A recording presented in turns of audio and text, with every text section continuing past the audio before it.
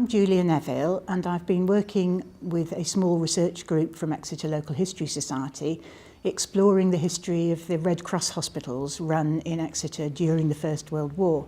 This is part of preparations for a major exhibition which we're putting on in St Stephen's starting on the 19th of September, and it's going to be opened for us by the Lord Mayor, Councillor Leslie Robson, which is great because a couple of years ago she came and met one of the Australian relatives of somebody who had been treated in the war hospitals.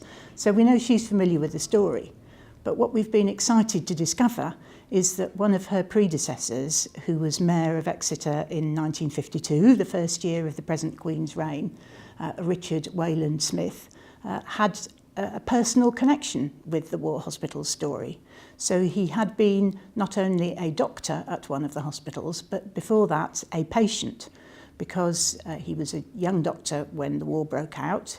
He joined up immediately with the Royal Army Medical Corps and had been sent to Flanders, where he served as the regimental medical officer with the 20th Hussars for 3 years. And then in June 1917, he was wounded. He says he received a gunshot wound in the buttock, so picturing the work of doctors with stretchers coming in, you can imagine he might have been bending over a patient. But he then, as he'd done for so many of the patients, he then went on an ambulance train, came to the hospitals in France and over to England for treatment.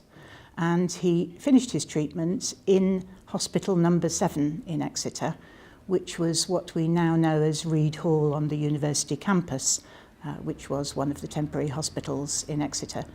And when he had finished his convalescence, the army didn't send him back to the front, but they sent him to another one of Exeter's Red Cross hospitals, number 5 hospital in Bradninch Hall on Castle Street, and he served there under the surgeon Mr Dyball, who's best known in Exeter for having been one of the founders of the Princess Elizabeth Orthopaedic Hospital. So after the war, Richard Wayland Smith went away to complete his training and be a junior doctor elsewhere. But he later came back to Exeter and he was appointed as a consultant surgeon at the RD&E.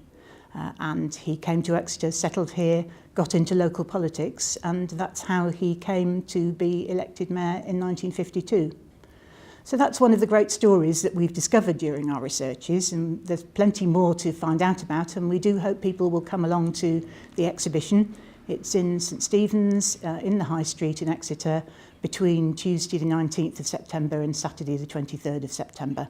Do come along, we look forward to seeing you there.